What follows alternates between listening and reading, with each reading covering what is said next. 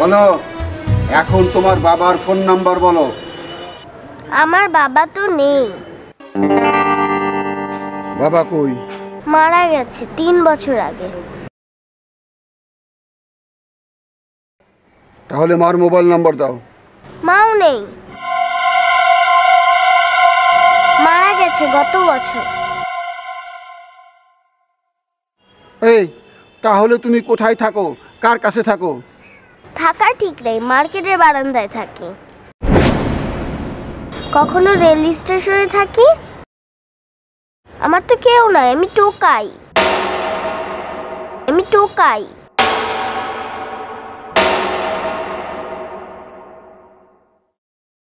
দুলা ভাই, কারে ধরে আনলেন? তুমি টোকাই, তাহলে এত সুন্দর জামা কাপড় কই পাইছো? সেইটার একটা গল্প আছে। ঈদের আগে মার্কেটের সামনে ভিক্ষা করছিলাম।